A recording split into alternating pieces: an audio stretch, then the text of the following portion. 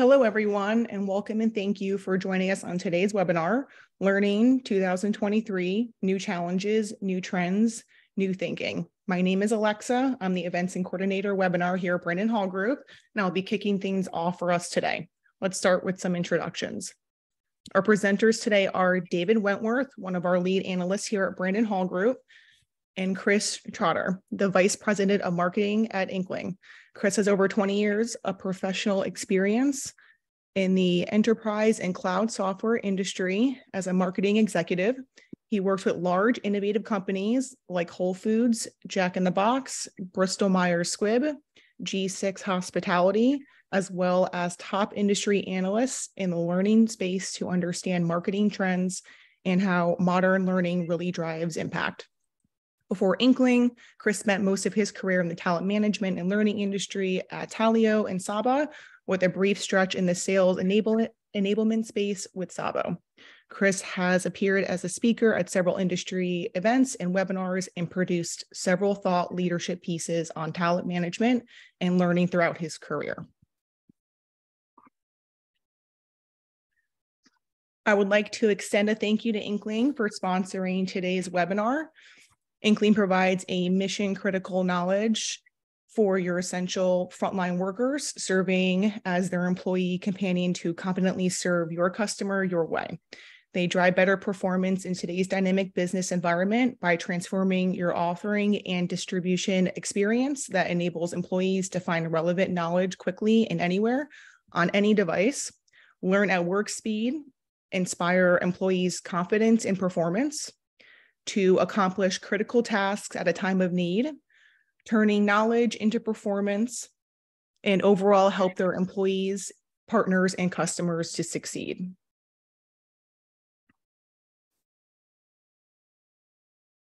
For those of you that aren't familiar with Brandon Hall Group is a research and analysis firm that empowers excellence in organizations around the world through our research and tools.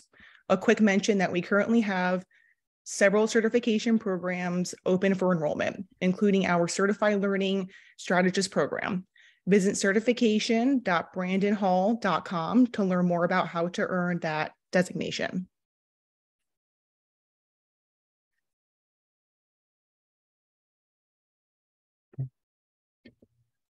Your participation in our surveys is one of the most crucial components for our research.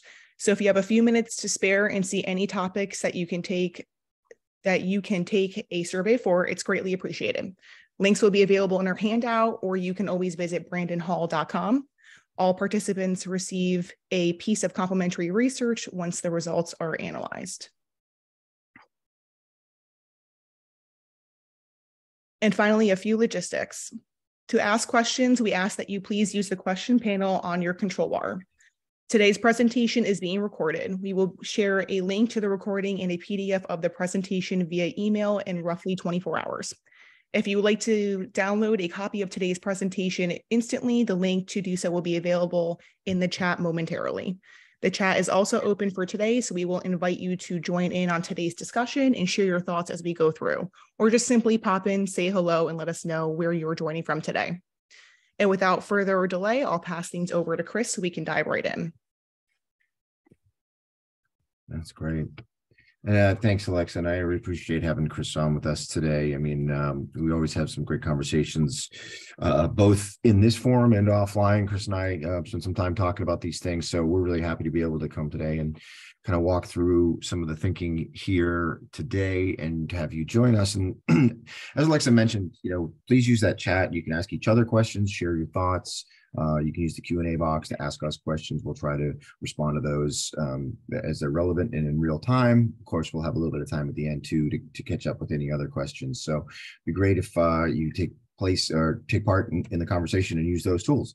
Chris and I are, have been talking about this topic for quite some time. We wanted to put it together and really think about what is it that L&D is facing as we look ahead to 2023. Obviously, each of the last few years has been pretty interesting as far as things have evolved and changed and pretty dramatic. And as much as on one hand, things seem to be settling down a little bit, I think where it's also pointing us into new directions of more challenges and more complexity. So that's the kind of thing we want to help you navigate today, which would be great. This is why we want you to use the chat so we can sort of see what kind of things that you're looking at and facing and where you're headed. So to kick things off, I'd like to start with some of the research that we've done in this area just to get a sense of where organizations are, the things that they're dealing with. And one of the key things that we found earlier this year was there's really been a shift. And I know most, if not all of you on the call are either L&D professionals or at least some way, related to that function. So of course, we all think that L&D is critical to the business, right? But that hasn't necessarily always been the case in practice within the business. And so we ask companies, does your organization, the leadership of your organization, how important do they find L&D to be to the success of the business, to the overall success of the business? And this is something that I think is really come out of the last 3 years and all this chaos, is companies are recognizing L&D is super critical to the way we do things in order to be able to give people what they need and skills, change behaviors, whatever it is, in order to react to what's happening in the world. L&D has been an indispensable business partner. And you can see here, you've got about 62% of companies gave it a 4 or 5 on a 5-point scale of importance, where 5 is critical. So clearly there's a recognition that L&D is very important to the success of the business. What's interesting though, is you sort of line that up with what we saw when we asked, how well is your L&D team, your function, doing in its approach to building the skills that the organization is going to need in the future? And the results are pretty lukewarm.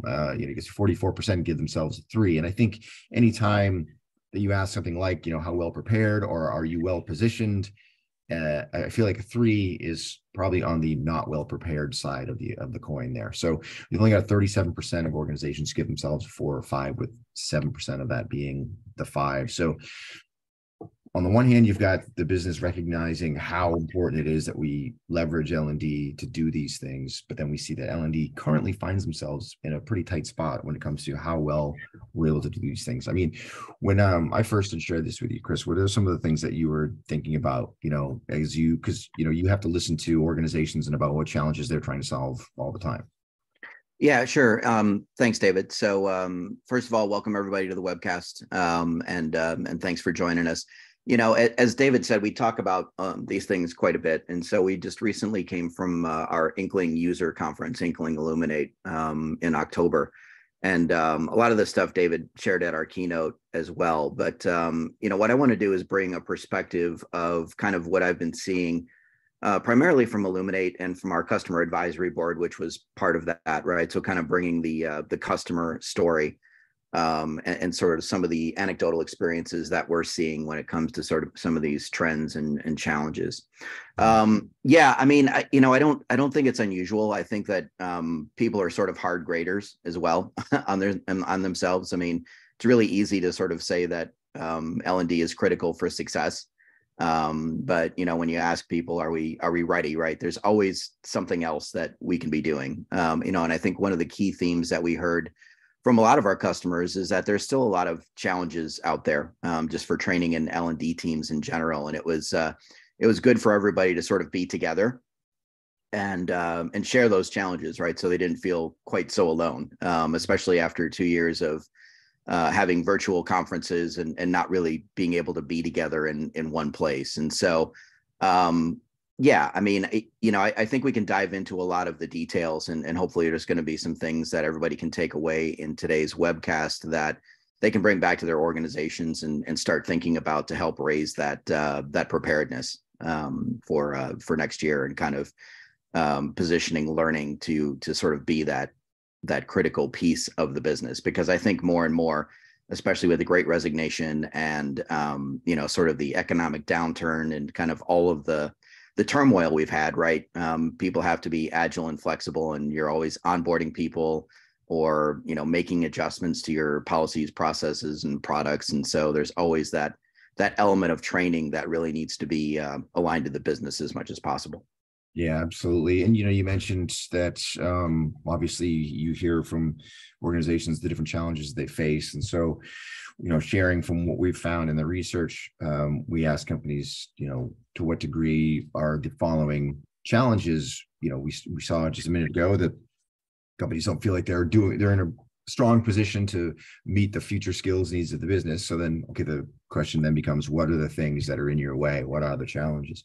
And based on a 5-point scale where 5, means this thing is a complete and utter, challenge to, from 1, which is meaning it's not a challenge at all. We've got the weighted average of how companies rated these elements. And not too surprising, the number one thing, and by a good distance, is we just don't have the people, the time, or the financial resources to support future skills development. And, it's not, almost tongue in cheek. And when we talk about this first one with a lot of organizations, that when has there ever been a time when this wasn't true, right? I mean, I've never had a conversation with a learning leader and said, do you wish you had more time or money? And they said no. But I think what this highlights is this post-pandemic sort of strange environment that we're currently in. The pandemic did a lot in its immediate aftermath from a budget and a structure standpoint for L&D, whether freezing or even reducing budgets. And now, as Chris mentioned, some of the sort of other external forces with the talent market and the economic uncertainty that we're facing. This idea of L&D having to do more with less, which has always sort of been a mantra anyway. I feel like it's never been as acute as it is right now. The more is so much more than it ever has been, and the less is probably less than it ever has been. But once you move away from sort of that overarching issue, right? We just wish we had more time, money, and people. The rest of it around these skills is it's around the fact that organizations just really struggle with how do I identify the skills that we need? We're not sure what skills we need for the future. A lot of organizations aren't even really sure what skills they need right now. And then because they don't have that foresight, they don't understand what skills they might be needing, then they feel like, well, I can't now identify the gaps because I'm not really sure what we have now. I'm not really sure what I'm going to need. So now I don't know what the gaps are. I don't know how to fill those gaps. You can see that companies say they're not doing a good enough job of measuring learning, which this is in line with some other research that we've been seeing around measurement, is that companies have traditionally struggled with learning measurement, but what they're seeing is that the implications of that are not simply that I can't deliver a great report to the C-suite about learning, right? That's not really the problem with poor measurement. The real problem is if I can't measure how well learning is doing, I then can't make sure that I'm doing a better job in the future to meet the needs. It's having an impact on how well we deliver learning, the fact that we can't see what kind of impact learning is having. And that'll come up again a little bit when we talk, but it's a big element here is that measurement piece, figuring out what kind of impact learning is having. And of course, you also see on here that companies are saying that they don't necessarily have the technology ecosystem in place to do the things they want to do. And I think, there's a couple parts of that, and we'll talk a lot about technology too, but I think for some organizations, it's not that they don't have the technology ecosystem, it's that they haven't really, they're not making the most of the technology they do have. They've sort of missed some integrations. They've missed some functionality that they might be able to use to create the things that they need. But then there's also a need for other technologies to sort of fill the gaps that are missing to help them deliver on all these things. And then similarly, challenges with content. The fact that we don't have the learning content that's pointed at these skills that we're going to need to try to build. So, Chris, aside from obviously, again, the number one thing, I wish we had money. Are these the kind of things that you hear from companies when they come to you and say, can you help us solve challenges? Yeah, I think we do, especially when we are engaging with prospects. I think our customers think about these things maybe a little bit different, and Inkling's a little bit unique because while we can help with sort of the corporate white collar sort of headquarters workers, right, and some of the more traditional types of learning, right, career development and skills and competencies and those types of things, we actually focus a lot on hourly workers, right, and it's a very sort of dynamic and sometimes volatile environment, right, so. Instead of trying to predict things, and I've got sort of a slide on the next one if we want to go to that. But instead of trying to predict things and skills, right, which I think really leads to a lot of those challenges or those concerns on that slide, it seems like trying to forecast for skills and competencies is the traditional model. And, it'd be great to have sort of impromptu poll in the web chat. I mean, how many people identify more with the crystal ball than sort of the agility thing in terms of how you're thinking about planning for skills and competencies and kind of what skills you need? Because I think the traditional model is, hey, let's look at, at least next year or maybe the next couple of years or the next 5 years, and the business plan and kind of where we want to go and figure out what kind of skills and competencies we need. And so, you're sort of trying to look ahead and predict, and then accommodate those skills and kind of change your learning strategy, which, I think there's absolutely value in that. But I think what we're seeing more and more with our customers is that they're trying to be a lot more agile, right? So looking at the things that are coming up in the business, in kind of the scale of months and probably a scale of months or quarters versus years, and looking at how can they more quickly adapt and react to that, right? So, instead of planning out curriculum or having kind of the longer term, longer shelf life types of content for things like soft skills, right? So like leadership and giving feedback and sales and customer service and those types of things, which are all important. I think there's probably things that are a little bit more dynamic, right? Especially for an hourly workforce, right? So, how do I properly clean the restaurant, or how do I properly operate the forklift, or how can I, do this different task that maybe I've never done before and be able to do that quickly, right? I mean, those are all skills, are not longer term skills, but the idea that you can very quickly adapt to that, right? And sort of recognize that need, and then very quickly be able to create and deliver content, right? I mean, it's not unusual for a lot of customers that we talk to have paper binders, corporate intranets, SharePoint sites with a lot of the things that maybe aren't even in an LMS, right? So sort of standard operating procedures, operational checklists, and the skills to sort of do all of those things. And so being able to very quickly sort of create and distribute updates to policies, process, tasks, skills,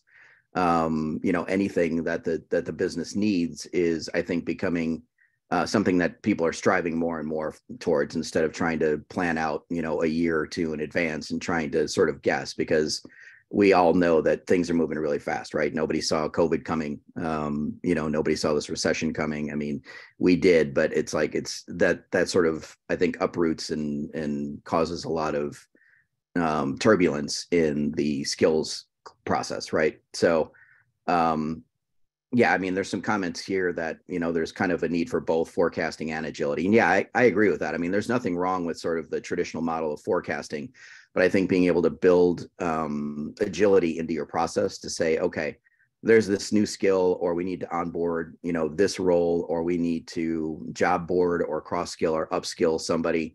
And so we need to do that very agilely. So, how can we create that program or that content in a week or two and get it out to everybody that we need to, especially across hundreds or thousands or tens of thousands of locations in different geographies. So, I think this ability to kind of move 30 to 60% faster, which is what we see a lot with our customers in terms of just authoring and distribution of sort of training content and updating content and delivering content is I think becoming more and more important. Yeah, for sure. And so along those lines, let's launch a poll. We'll ask folks, on a scale of 1 to 5, where 1 is not at all agile, 5 is very agile. How would you rate yourself on this? And as people are taking this poll, based on what we saw in the chat, there's also a question, and this is an interesting question because, Robert's bringing up, is it about skills or is it about capabilities, right? And I think Robert obviously comes, based on his question, is coming from the perspective of it's really about capabilities, in that do organizations understand what it is they want to be capable of, and then does that feed down into what the worker should be capable of, and then what skills drive those? And I think, yes, but the challenge there is every organization is different. And this is just coming from my experience of having all this research over these last 10 years or so. And organizations tend to use the terms skills and capabilities interchangeably in a lot of cases. So it's really hard to sort of just give a bold definition that says, well, it has to be like this and it has to look like that. And then, Chris, you bring up some interesting things about the specific kinds of skills that you're talking about, which there is, yes, this need for these overarching capabilities, but also in the short term, which, ends up feeding in the long term, there are these specific skills we need people to do that they maybe didn't do yesterday that they now need to do today. And it's very much skill driven. How are we going to build those without having to get into this broader capabilities conversation, right? I mean, what's your take on that, skills versus capabilities? Yeah, I think that's actually an excellent point. I mean, it's something that we talk about all the time, and sort of our point of view on that is that skills are foundational, right? And that's sort of been what learning thinks about, right? So we teach you a skill, maybe you study or you practice that skill, and then we test you on that skill, and that's it. But I think, that's the skill portion of it, which is foundational. But I think that the capability is the ability to apply that skill in a real life situation, right? So it's one thing to learn a skill, and then 3 weeks later, you need that skill to be able to complete a task. And that's really whether you're capable or not of actually executing on that skill. And we talk about that a little bit further down. But I think capabilities are absolutely the ability to perform on the job and sort of take what you've learned, and, whether it's learning or your experience, and being able to apply that to the next customer conversation or the next task that you have to do or the project that you're working on. So that's kind of the way we think about it. But I think absolutely capabilities is starting to trend more and more in terms of kind of looking at skills. So, I mean, I don't really look at it as being interchangeable. I think that skills are foundational, and that capabilities are the ability to sort of apply what you've learned and those skills to be better at your job and be more confident. Yeah. So, Alexa, if we go ahead and take a look at the results of the poll, and we'll just try to talk through some of those. And so, almost a perfect. There's that 3 we were talking about. Yeah, and that's why they call it. It's the middle. It's the average, and there you go. But not too surprising, that. And it's good to see though that it is at least weighted to the middle and not the bottom. Yeah. And that's it's not an overnight thing, and organizations are working faster. There are all kinds of aspects of the L&D experience, from content to technology to the team itself to the way things are done, that can have agile components or elements to that. And I've seen a shift in each of those. Like, so if we're building content, we're moving to more agile iterative processes. We're looking for technology that's more agile and with its integrations and so forth. So there's definitely a shift in this direction that organizations are working towards this kind of agility. And really, it's the thing that's going to allow us to be as reactive and then eventually proactive as we possibly can with all of these changes that have been going on and are coming. I mean, I think as much as we can sort of shrink that time window to sort of understanding what skills we need in the business and being able to sort of develop those skills and capabilities, I think the better off we'll be. Yeah, absolutely. So along those lines of doing more with less, as I mentioned, just to sort of back that up, we asked organizations from the L&D function, have you undergone any of these activities since the onset of the pandemic? And only 30% said that they didn't have any of these things. And so the rest, 70% of organizations have had at least one, if not more, of these things happen, where they've had a reorganization of the function, they've had a reduction in their budget, they've had a reduction of the actual workforce of the L&D team. So there's, this need to be agile has become that much more important to be able to do the things that we need to do. We can't, because these things have been scaled back, doesn't mean that L&D has to, or, should have to scale back the things that they're trying to accomplish. And then, we also asked in our human capital management outlook study, as you look forward to next year, do you see that there's going to be a need for investment in the idea of upskilling and reskilling the workforce? In other words, right, trying to take the talent that we have and provide them with the specific skills that they're going to need to do a job that's maybe slightly to the right or left of what they do, or a job that's maybe slightly above what they do, and be able to fill in those talent gaps that we have without having to try to hire our way through this. As Chris mentioned, the idea of the Great Resignation, a lot of talent turnover. Hiring isn't going to be the only answer to that. We have to be able to upskill and reskill. And so you could see 85% of companies plan to do at least some investment in upskilling and reskilling in the coming year. So let's talk a little bit about some of these things around like what upskilling, reskilling, cross-skilling is for people, Chris. Yeah, absolutely. And so on this one, David, or on that last slide, yeah, are you seeing generally more or less or kind of the same investment in sort of the need to upskill and reskill and cross skill?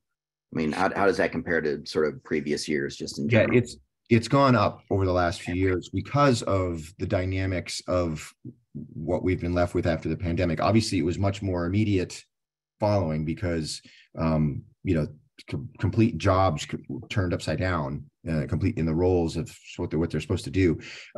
Things have gotten a little less sort of urgent in the moment, but the need has become clear that it's not just a short-term need anymore, right? It maybe was, hey, this fire is immediate, we need to put it out. Now it's, how are we prepared for the fires to come?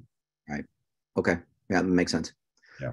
And yeah, I think that if you want to go to the next slide, I mean, I think that there's kind of a couple of different scales, right? There's sort of this longer term scale. So, I mean, being sort of a white collar worker, right? I mean, we have a little bit more flexibility and I think a little bit more leeway in terms of skilling or adapting to change, right? Because we're kind of working on longer term programs and things like that. But when you think about maybe some of the shorter term things, and I'm sure there's other job functions in sort of the corporate slash HR slash white collar arena, but I think it's even more acute when you look at sort of frontline workers, right? So whether you're working in a restaurant or a grocery store or a warehouse or a manufacturing plant or a gas station or whatever, it's not just about sort of skills and capabilities, but it's also about who shows up, right? And so sometimes there's this need for agility to very quickly be able to train somebody up, or at least be able to kind of walk them through step by step how to do something. So, there was a couple of examples from some of our customers that stood out, right? So if you're a grocery store and you've got somebody that is absolutely trained to be a cashier, and it's actually very interesting because it's, grocery stores usually have several different departments, right? So the one customer I'm talking about has like 13 different departments, right? So it's anything from like deli to the butcher to the, sort of the produce section, right? And those all require different skills and capabilities and different training. And so there may be sometimes where to be fully staffed in your location, you need 20 people, right? For that shift, or 15 or whatever the number is. But, maybe only 18 of those out of 20 or 15 out of those 20 show up. So how do you do that?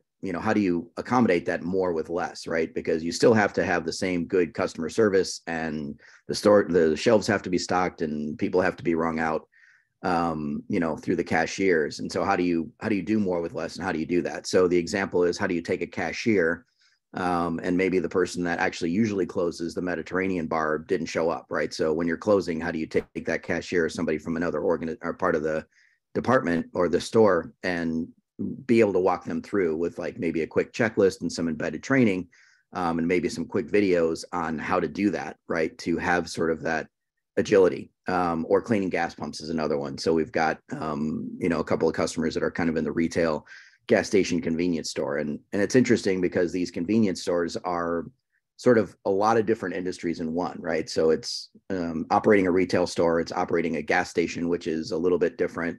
Maybe there's a repair center, which is also different. You might have sort of a fast food restaurant in there. So there's a lot of different elements. But I mean, there's another piece where maybe it's a skill that you rotate. So if you've got 10 people working at the location, and every 2 weeks you need to clean the gas pumps, maybe there's somebody that, just needs to do quick maintenance and cleaning on the gas pumps.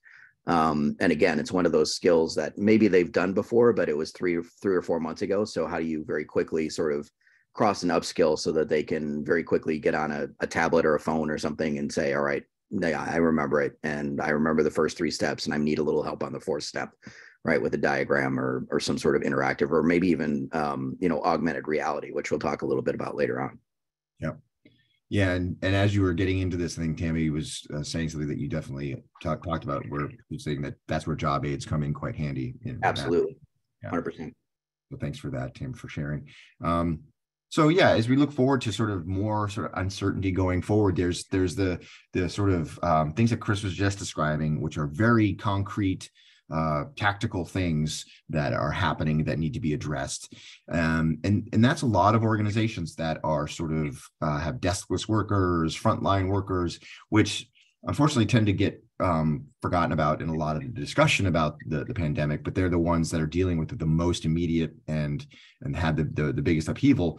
But at the same time, we also want to talk about sort of that white collar or in the office worker that's also facing these transitions and this uncertainty.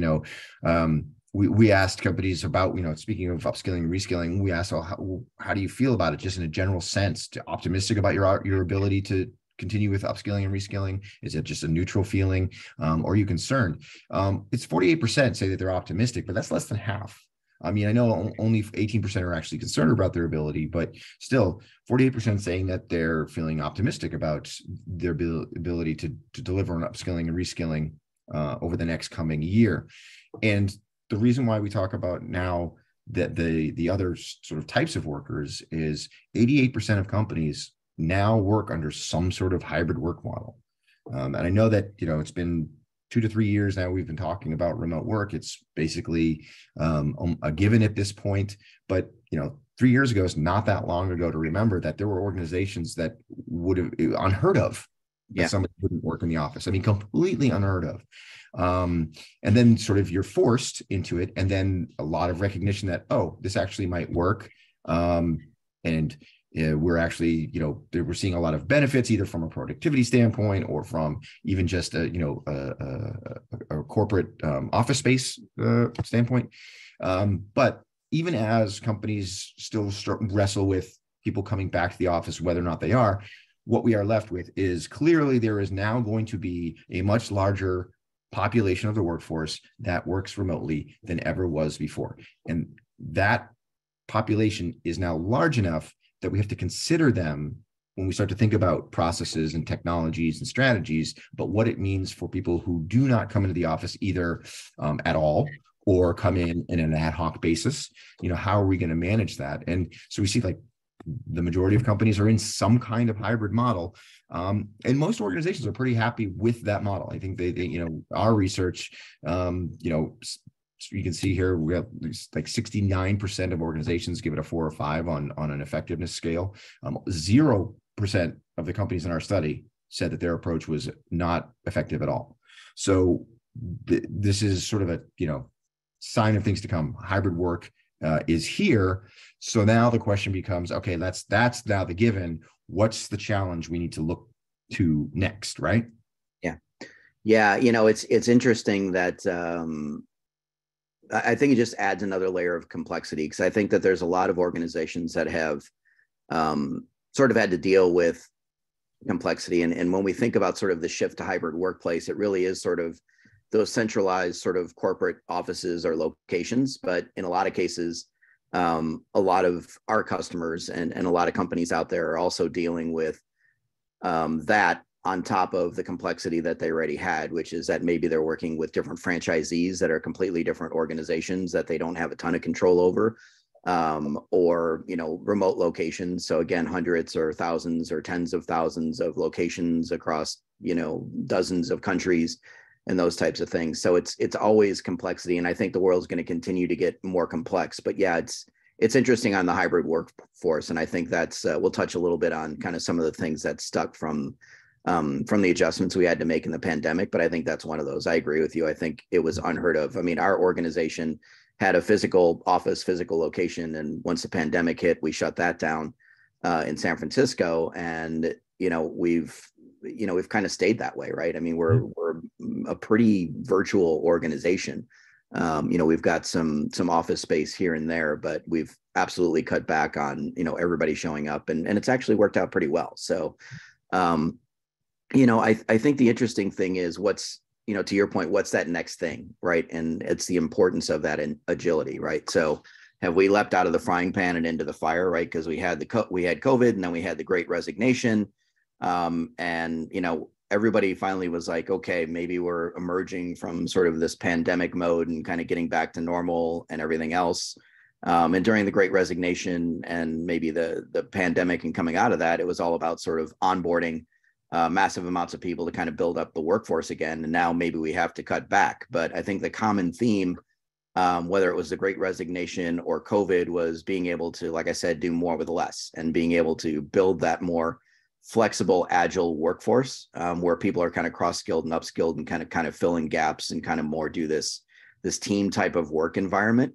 And so I don't think that's going to change, especially with the global economy. I mean, again, we might see downsizing, we might see some of those other pieces. So it'll probably be a little bit of a less focus on onboarding, and maybe more focus on cross-skilling and reskilling, and kind of how do you redeploy your resources and develop those competencies for the people and the resources you have left to be able to cover what you need to do, right? So, I really think that we're going to be in this cycle where, we kind of talked about it a couple of years ago of, we're living in a world of no normal anymore. It used to be during the pandemic, well, when will we get back to normal? Well, we didn't, because we had the pandemic, then we had the Great Resignation, and now we've got sort of global risks to the economy with inflation and everything else. And so I think it's just going to be these continuous cycles that we have to adapt to. Yeah, absolutely. And so that means looking forward then to what the sort of new trends are as we look ahead for L&D. What are the things that we need to focus on from a skills perspective? And we looked at organizations and said, from an L&D perspective, what are your priorities heading into the next year? Based on a 5-point scale, 5 being the most important. And then we looked at it, and the biggest priority out of the list for L&D teams was to help lead a digital transformation of the learning organization. And this is something that's been underway for a while, and it was probably for a lot of organizations really slow going. Again, not to beat a dead horse, but to the pandemic sort of accelerated that need for digital transformation. Right, we lost the ability to do a lot of analog things, and so we need to be undergoing this digital transformation.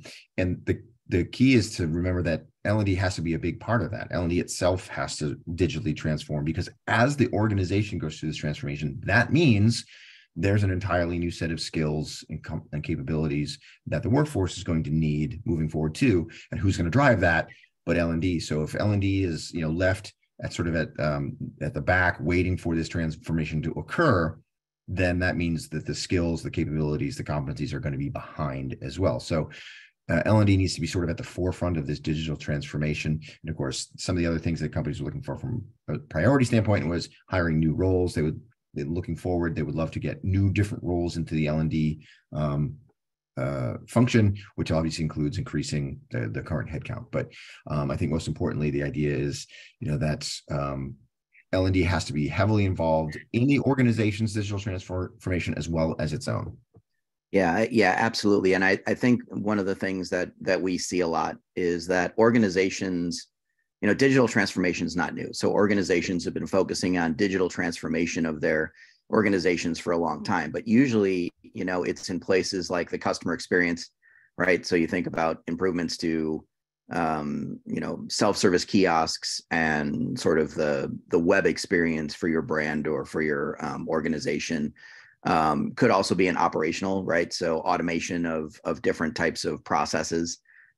So it could be robots in factories or sensors or whatever else, right? But one of the things that's sort of lagged behind is, while all of that digital transformation is going on in other parts of the organization from an operational perspective, the people experience is sometimes left behind, right? Because it's either in a maybe an older LMS, or again, job aids are, in SharePoint sites, or there's knowledge and training on recorded webcast calls and things like that. So the more that people can sort of centralize and organize that, sort of have a single source of truth that's easily searchable, accessible, and really, making it easy to bring that sort of what we call learning to the learner, instead of bringing the learner to the learning, is probably, one of the key things that we always hear about when we're talking about the digital transformation of learning and training in organizations.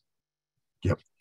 And then, so getting back into we talked about skills and we talked about capabilities, and I think where these things all come together and are creating this new layer of complexity for L&D teams is the kinds of skills that businesses are needing to develop in the organization. There's, of course, all the very specific job-related skills and technical skills that companies need to build. But what we're seeing is these things that are now being considered like critical skills, but used to only be the area of, say, leadership development, right? The idea of are we creating leaders that are emotionally intelligent that know how to enable design thinking.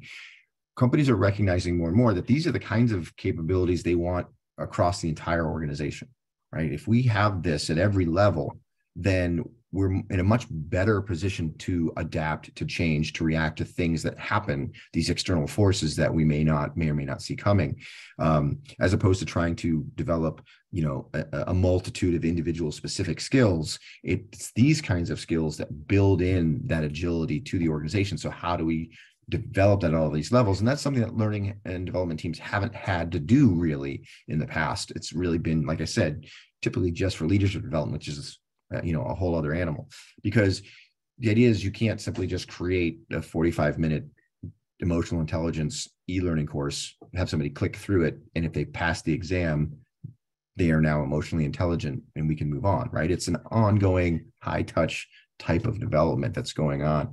That learning agility there at the top, it's the idea of how do we help people learn how to learn, so that when they do need to learn a new skill, they can do it quickly, they can do it effectively, they can put the thing into practice in a way that makes the most sense. And, Chris, we got the few that are highlighted, including learning agility. What are the reasons that some of these things stick out to you?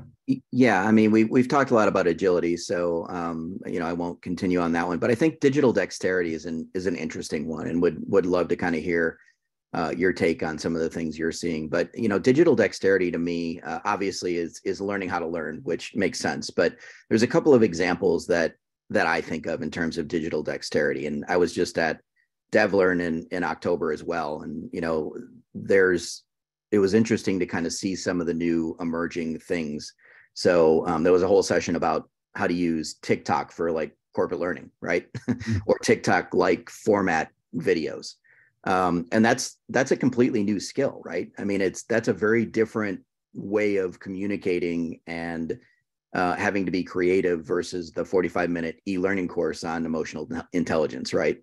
It's very short form. It's like 15 to 30 seconds, and you've got to get the key points across like right now. And there's sort of an art to it in a lot of ways. And so that digital dexterity of looking at new ways of thinking about, or innovative ways of communicating and delivering training to your audience is key, right? So that's kind of one area. And then I think there's really this situation in the marketplace where there's different roles and different generations, obviously, that learn in different ways, right? And so learning teams have to take that all into account. So there's one of our customers that has franchisees, which are kind of older folks later in their career, and they prefer to sort of have long form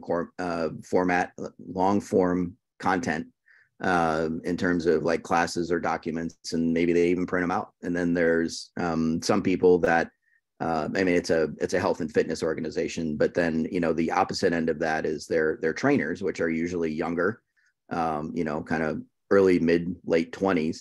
Who are about to go into a training class, right? And they want to take that 1 or 2 minute sort of refresher on a skill or on, something new that they're training or incorporating into their class. So there are a couple of sort of examples of digital dexterity that we see. But, anything you would add to sort of that digital dexterity point?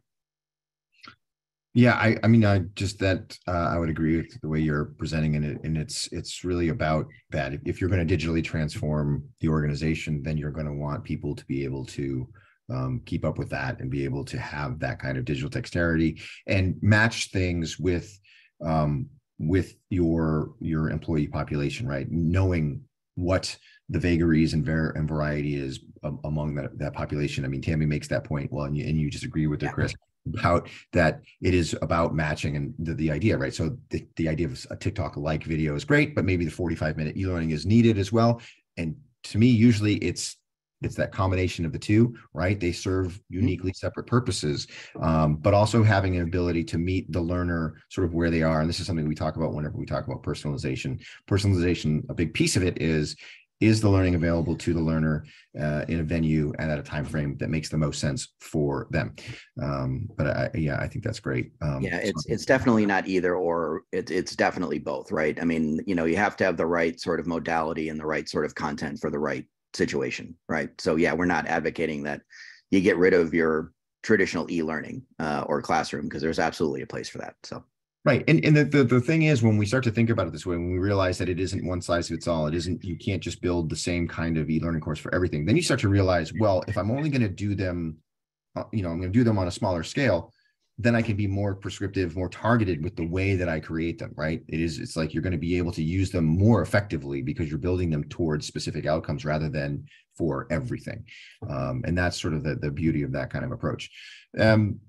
Stepping into the sort of transformation of learning, not only is it a digital transformation, but it's also what are the skills that L&D teams are going to need to have in the future that they maybe don't have now.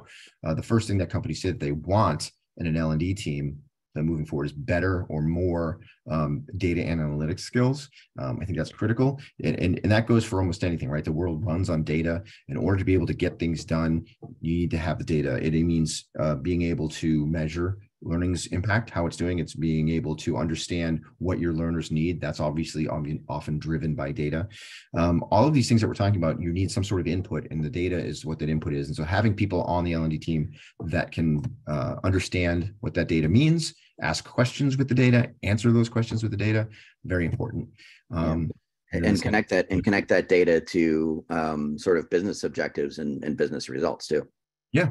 And that feeds right into being a performance consultant, right? So having somebody in the L&D team or a group of people, a team that's able to sort of cross that boundary between learning and performance, that says, hey, in order to do business leader, in order to do the things that you want to do within that function, for those things to happen, people need to be able to do these things. And here's how we get them to do them, right? And so you make more of a linear connection between what the business is trying to do and how learning can do that, rather than business operating on its own, turning to learning and saying, hey, I need a sales training program, make that for me or find it, right? It's working together to actually be more consultative about how do we drive the performance of the organization.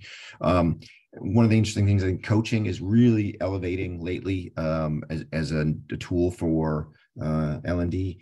Companies are trying to find better ways to incorporate that into the learning experience. So having people on the L&D team that have coaching experience, that understand how it works, how it best works, and then having technology that allows them to maximize coaching interactions and scale coaching interactions, that's becoming very important too. So that just gives you a sense of some of the things that L&D teams need to think about from their own skill perspective. Yep. Makes sense. Yep. All right. So let's shift gears just a little bit. And, Chris, you often talk about this, and you have a unique way of looking at the kinds of learning that organizations do. And I think it's very helpful when you start to, I don't want to say compartmentalize because everything's connected, but start to think of things sort of in these more discrete ways. Yeah, absolutely. I mean, I've sort of alluded to some of this, and I think it ties into one of the comments that we just had about reflection, right? So different types of learning, right? So what we're seeing is that there's a lot of corporate HR-driven learning, right? So it's obviously sort of HR, organizational, leadership development, personal development, career development. And what we see is that there's a common sort of thread of a lot of that being very effectively delivered through classroom, virtual classroom, e-learning, workshops, those types of things. And usually those skills are kind of medium to long content shelf life. And that's where I think reflection is important, absolutely, especially from a leadership perspective. Is just kind of thinking about, hey, what did I just learn? And what are some situations that I've had in the past or that maybe will come up in the future, to kind of reflect on how I would apply those things that I learned, right? So it's kind of that learning that skill and that capability. And I think reflection is a good bridge to that. And then there's sort of operational training, which is, again, more of that fast-paced skills piece that we were talking about earlier, right? So shutting down the Mediterranean bar or cleaning the gas pump, right? And those are kind of more specialized focused training that's where teams are aligned to business ops and sales. And so it's a little bit of a different type of training versus maybe that white collar leadership development, HR learning and training.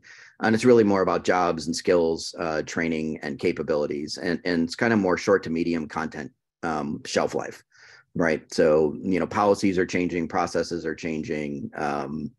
Maybe you're innovating in your business. You've got different initiatives you want to roll out, those types of things. And then there's sort of operational knowledge. And I think one of the keys is to be able to take some of that training, whether it's delivered in sort of an e-learning course or a learning path or whatever it is, and be able to translate that into job aids, and then be able to kind of go back and search for that to refresh yourself on with the initial training, right? So it's not unusual for us to say, hey, we've taken this training and we took it when we were onboarded, or we took this training a couple of weeks ago and now it's 3 months later, or we took this training and now it's 3 months later, and it's like, darn it, I was taught that, but I can't remember it. So being able to very quickly go back and search and access a refresher to that, and just specifically the part you need. So maybe you don't need to take the whole training again, but maybe it's just the one portion for step 4 of doing something, right? And so I think that's a much, the operational knowledge and the operational training need to work together.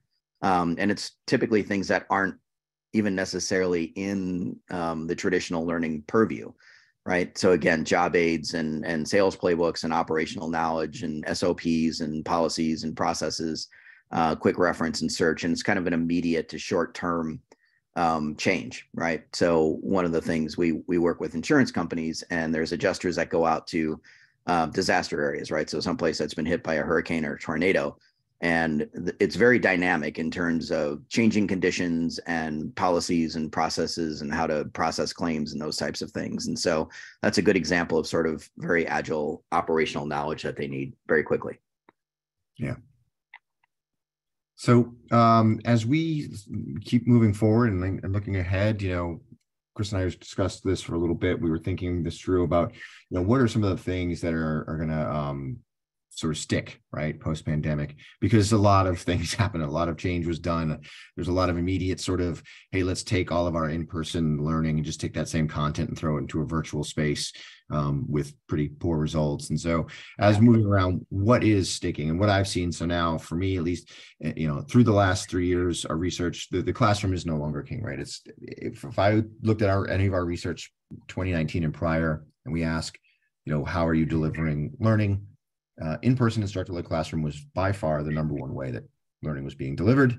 That's no longer the case. It's still high, and companies still want to do a lot of it, and it will still continue to exist, but it is not necessarily the number one thing anymore. And so as a result, and for other reasons, there's much more of a need for more video, more micro learning, more trying to meet learners where they are, fit learning into the flow of work, because that has become relatively chaotic as well, right? The idea of what a work day has been turned on its head. You've now even seen a lot of organizations experimenting with that 4-day work week. So, okay, now if that sticks and we're starting to see some positive outcomes from that, that gives you one less day as an L&D professional to have access to your learners. So how does that work? So then content and technology, we're going to have to continue to be more agile to adjust to business needs. That means not necessarily abandoning ADDIE as a model, but maybe not using it for everything, and also using those principles to work with other models like a success and approximation model, or a lot like agile model, or something else that's very similar to what modern software development teams do, that kind of thing. And then of course, mobile and virtual technologies be required for that sort of mobile dynamic workforce. I think Chris showed some really great examples where that's so critical. Even that image of somebody working on a gas pump, to me, I think about any sort of worker that's in that environment where they're out fixing equipment, working on equipment, having that mobile device in their hand where they can quickly scan a code or something on the device that tells them what they need to know about that device, whether it's augmented reality or simply being able to read it, or be able to get in contact with somebody who's going to be able to help them. That's going to become so much more critical moving forward. Yeah, I agree. And thank you, Tammy, for all your great comments. I mean, it's really great to sort of have that interaction and drive the conversation. But yes, I agree. I think hybrid learning absolutely has come out of that. I mean, we've seen our customers make that shift because they had to, right, from sort of that in-person learning environment. So there was one customer that did customer training, and they used Inkling for sort of some of the pre-work and some of the directions to get there for customer training down to their Dallas facility. But then the majority of that was actually classroom-led instruction and hands-on. And they were able to figure out how to kind of reduce sort of that classroom content and sort of deliver it more in a hybrid environment with sort of self-paced training. They probably reduced that by 40, 50, 60%, right? So I think it absolutely caused a lot of organizations to rethink sort of, hey, how can we do this a little bit differently now that we're not doing classroom or virtual classroom, and what parts can we kind of take out and maybe digitize or make more self-paced. So I think that's a great point. Yeah, and Stephanie points out that hybrid obviously has its challenges as well. And I think one of the biggest ones is companies have tried to stick with synchronous learning in a hybrid environment. And that's probably the most difficult element of this, is trying to keep everybody, trying to have some sort of synchronous learning event with people who are together in a room and with people who are virtual.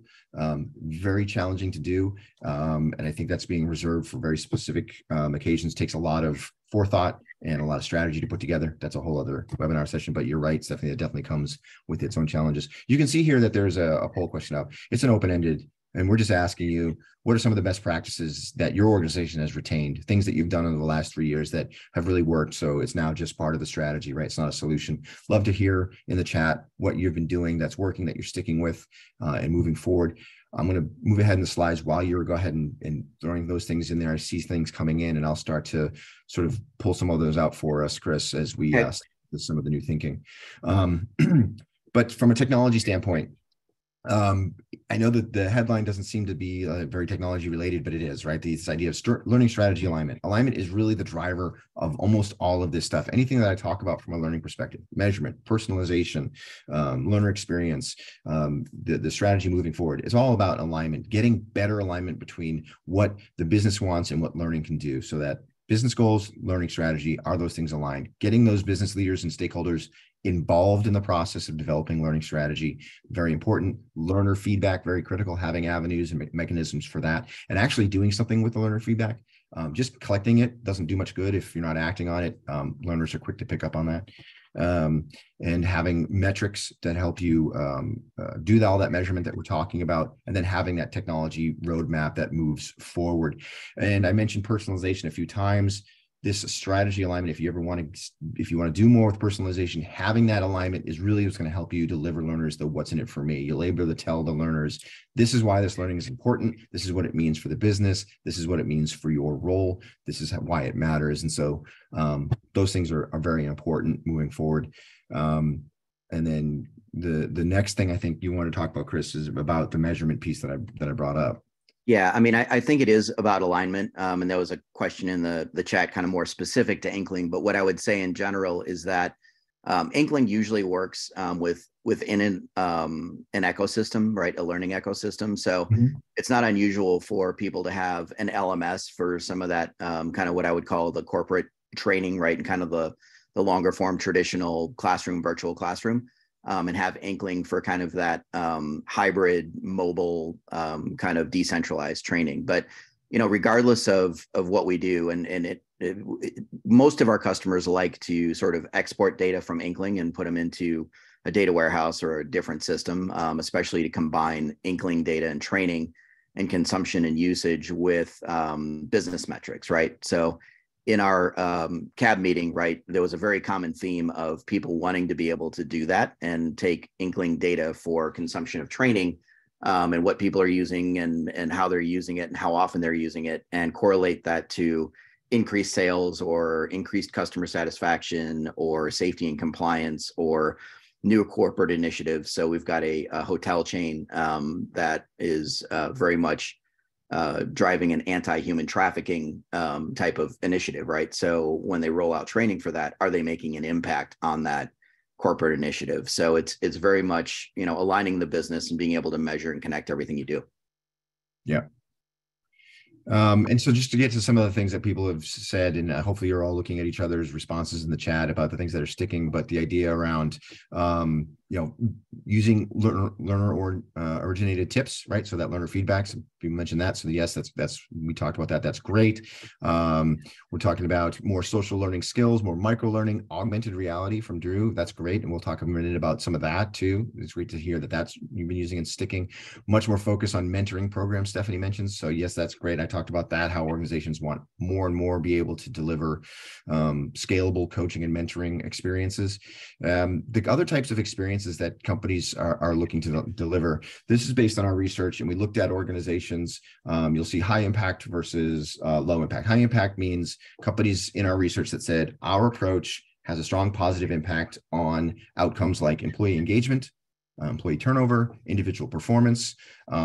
So these organizations are more likely to provide a wider variety of modalities and tools in their learning environment. We asked, are you using these elements? And these are the companies that said, we use these regularly or consistently. So you can see 79% of these high impact companies say they use video frequently or consistently. Well, only 20% of others say that. Then you can see the differences all around coaching and mentoring. Just talked about that. Look at the gap there. These high impact companies are much more likely to use it. Informal peer-to-peer, micro-learning, all the way down the list. Companies where learning is having an impact on those outcomes, much more likely to provide these kinds of experiences.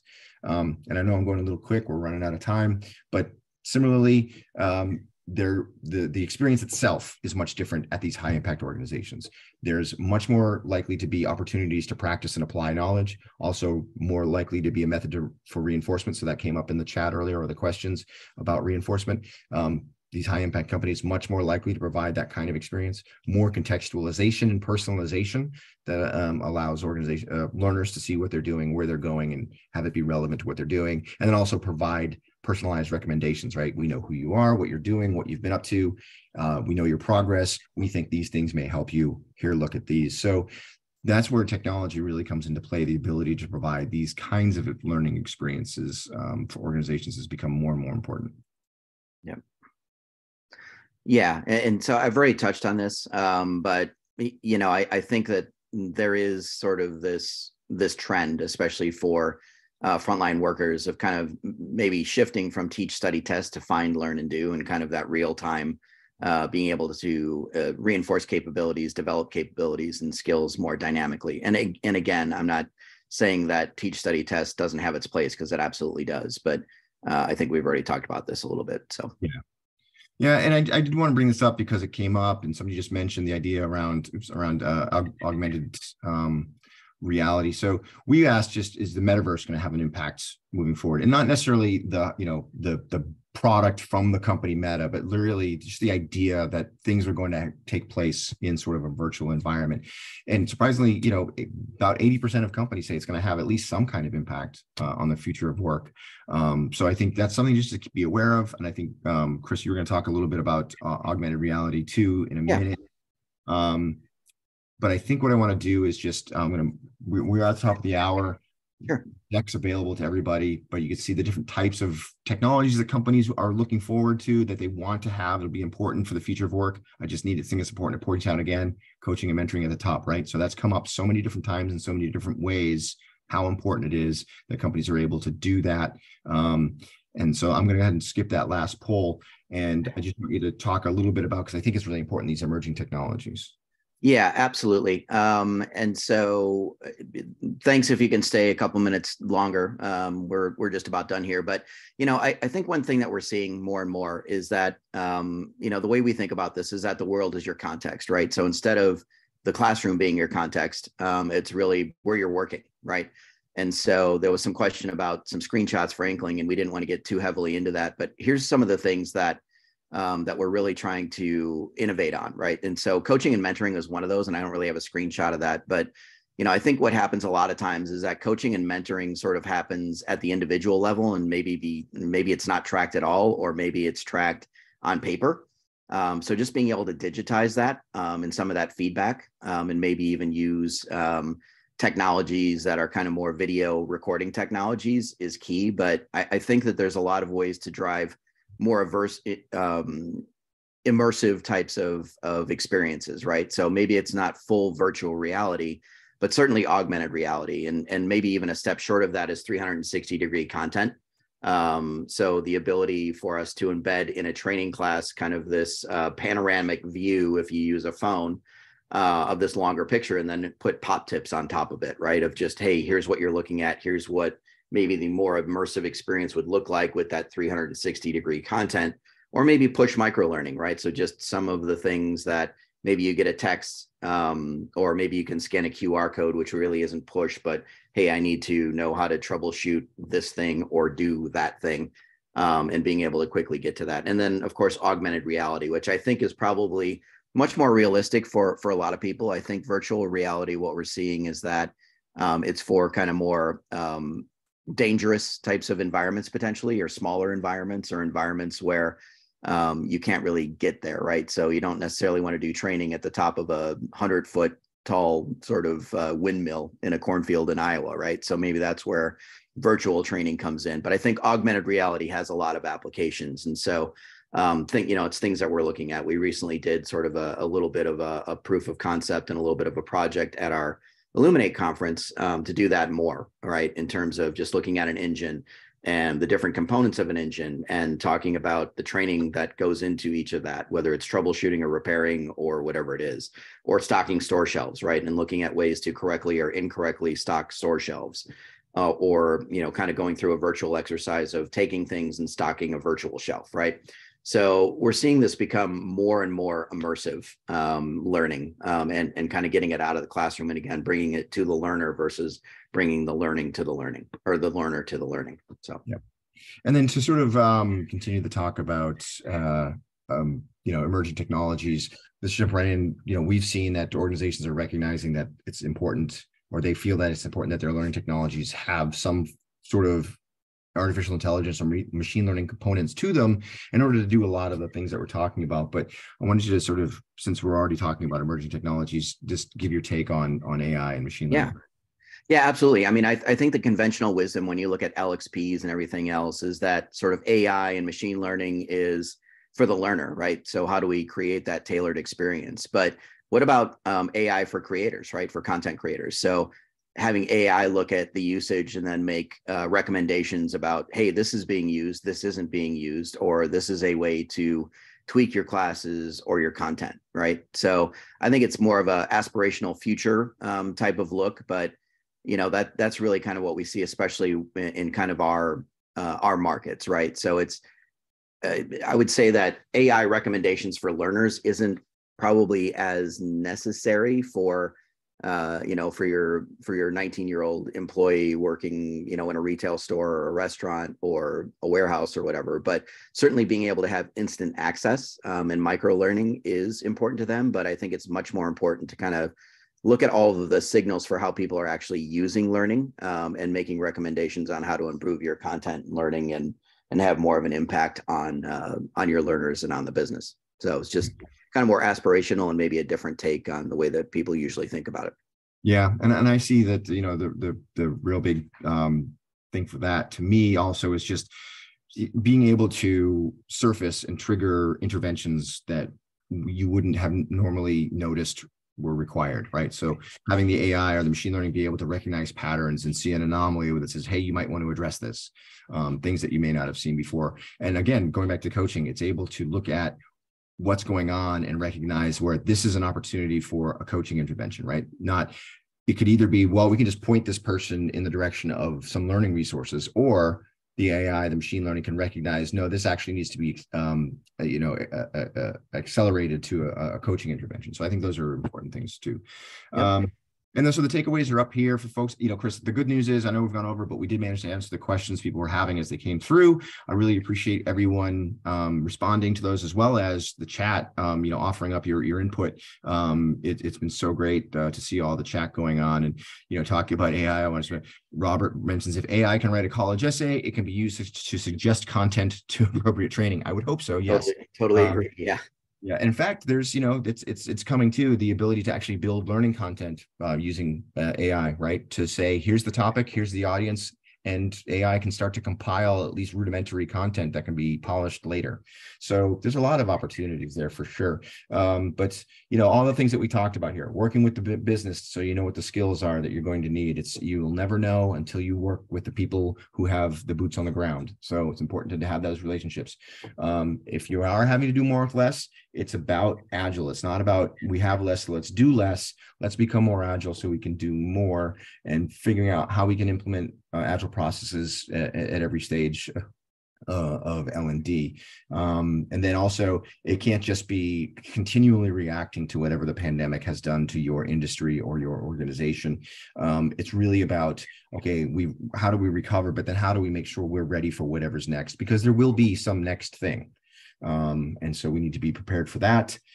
Being aware of at least emerging technologies, virtual reality, augmented reality, AI, all of these things, to understand how they fit into your ecosystem, where you can leverage them to be used.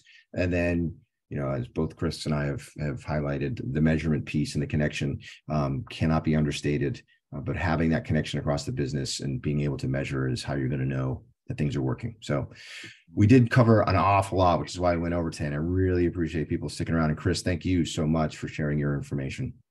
Yeah, absolutely. Always a pleasure to work with you, David. And thanks for everybody that hung on until the end. For those that didn't, obviously, we're going to have a recording of this that we'll send out to everybody, like we said. We'll actually, I think, have a white paper too, I believe, on this. So, or an ebook. So we'll be able to send that out to everybody. But yeah, definitely thanks for hanging in there, and thanks for all the interaction. And yeah, we went a little bit over, but I think we had a great conversation. So, so it was fun to do today. Great. Thanks, everyone. Thanks, everybody. All right. Bye.